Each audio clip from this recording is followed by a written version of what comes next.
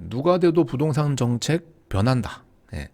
요거는 이제 대선 공약을 간략하게 볼 건데요. 대선 공약에 보면은 어느 후보가 되든 간에 지금 부동산에 대해서는 좀 적극적으로 시장 개입을 하려고 하고 있습니다. 시장 개입이 어떤 거냐면 뭐 민주당이건 뭐 다른 당이건 그 두 당 어떤 당이 되던 간에 후보들이 지금 내걸고 있는 것들 한번 보죠. 이재명, 윤석열 주택 정책엔 부동산 자산가만 보인다라고는 돼 있어요.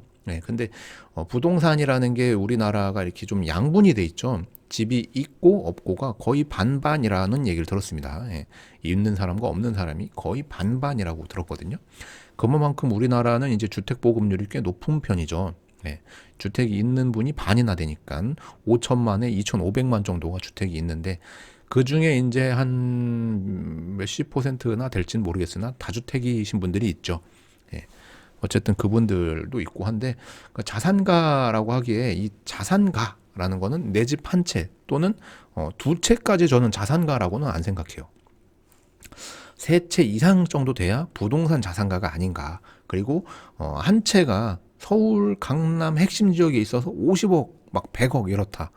그러면 그분은 이제 자산가인데 그러니까는 실질적으로 보유하고 있는 게 20억이 넘어간다. 그냥 집 한 채인데 20억이 넘어간다? 그럼 전 자산가라고 생각을 해요.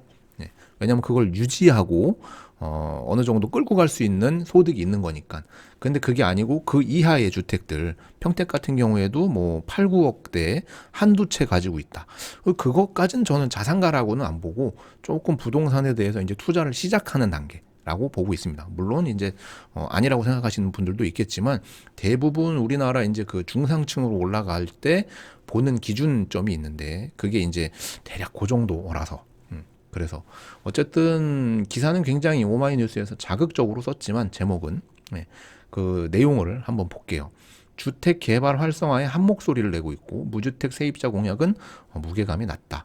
여기에서 이제 중요한 게요. 요 무주택 세입자 공약이 무게감이 낮다라는 게 이거는 사실 여기에서 빨리 탈출해라. 빨리 탈출해라라는 반증이기도 해요.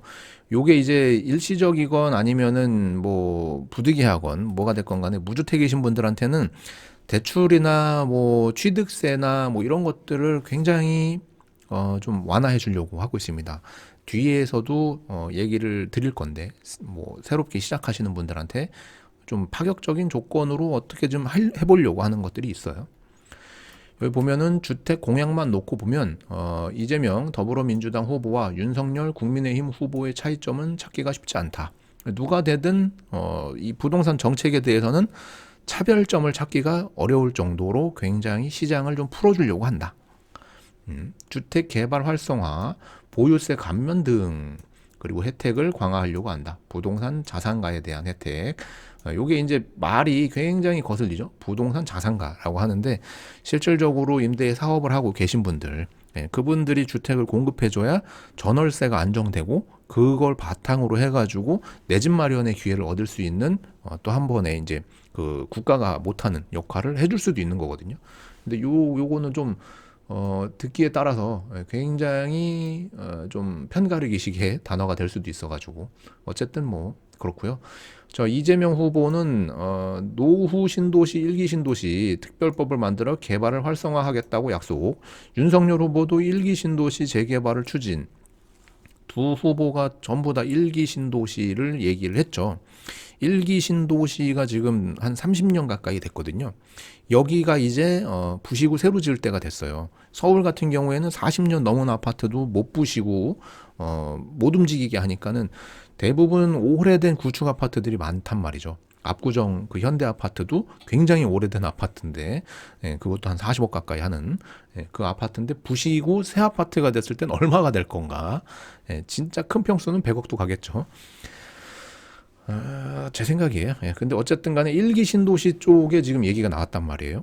그 평택 같은 경우에는 2기 신도시 쪽에 들어가는 거고, 근데 1기 신도시 쪽이 노후돼 가지고 지금 재개발 재건축 사업이 나올 거라면 아마 대부분의 투자를 하려고 하시는 분들, 부동산에서 몸이 근질근질하고 뭐 이제 돈을 어떻게 주체를 잘 못하시고 했던 분들은 일기 신도시 구축을 아마도 매입을 할 거다. 그쪽을 아마 좀 매입을 할 건데, 한 가지 이제 짚어드릴 거는 일기 신도시 투자하러 가는 거 좋단 말이죠. 근데 좋을 땐 다 좋은데 안 좋을 때는 일기 신도시도 마찬가지로 그 안에 지역이 나뉩니다. 이렇게 좋은 지역과 그렇지 못한 지역, 이런 식으로, 이렇게 위성식으로. 이런 거 좋은 지역은 보면은 교통, 철길이라든가 이런 교통, 학군, 뭐 요 안에 있는 학군, 상권, 뭐 이런 것들 잘 따져보시고 돈 조금 더 주더라도 그런 거를 잡으시길 바랄게요. 네.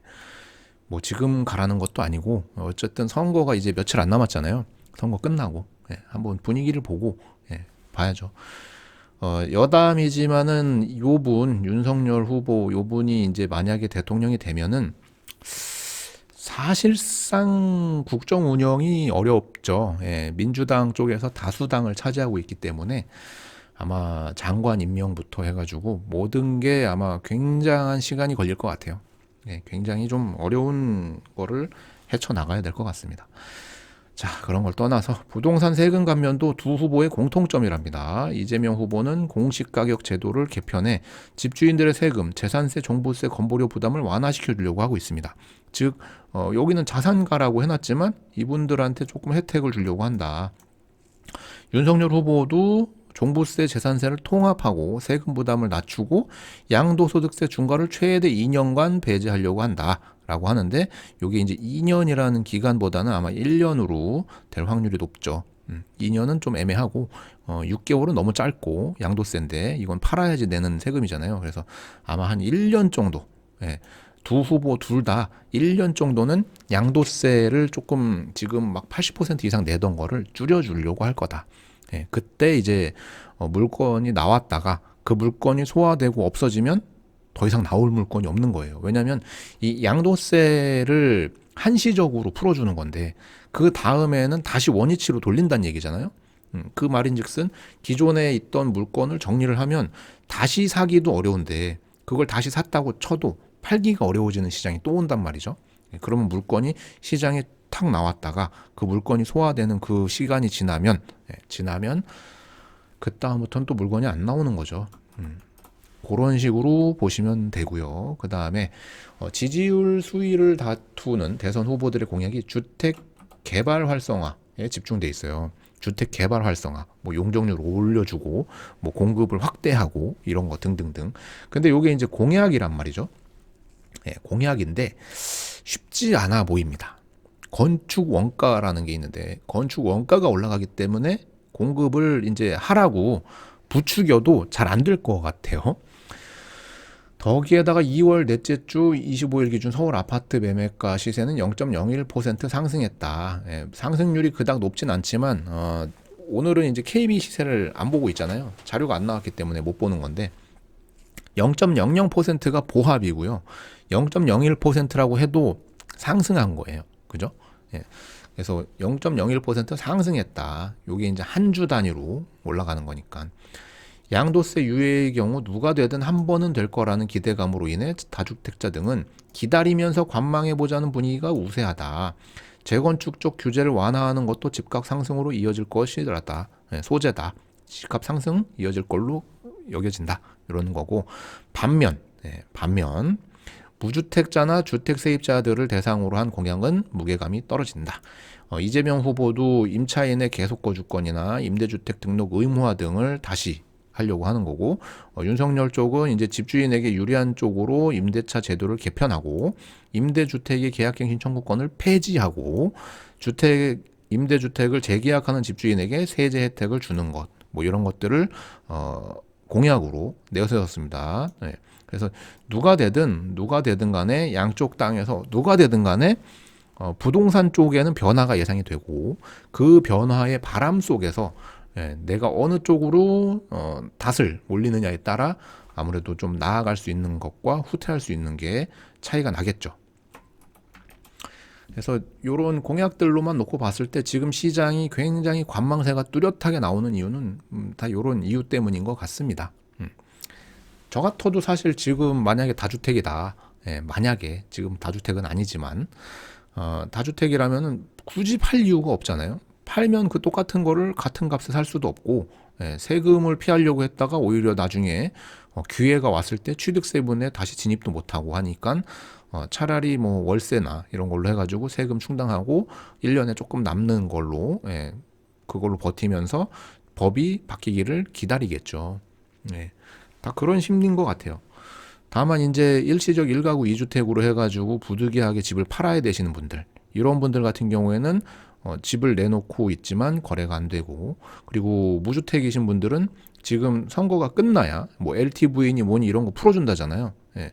그것보다도 그냥 조정 대상 지역부터 풀어줬으면 좋겠는데 그런 거를 이제 풀어준다. 그리고 뭐 지금 취득하면은 생애 최초일 때는 취득세를 50% 감면해 주는데, 뭐 어떤 당이 될지 모르겠지만 그쪽 당에서 되면은 아예 안 내게끔 하겠다, 취득세를. 뭐 그런 거 등등 많은 제도의 변화가 예상되고 있어서 지금 뭐 시장이 안 움직이죠. 예, 안 움직이는 거고, 이게 나중에 어떻게 될지는 봐야 됩니다. 전주에 이제 스태그플레이션 이야기도 드렸지만 여러 대외 여건이 지금 굉장히 안 좋아요. 예, 안 좋기 때문에 국내에서는 아마도 급격한 침체를 막기 위한 어떠한 것들의 움직임이 나올 것 같습니다. 그거를 좀 기다려보자라는 거죠.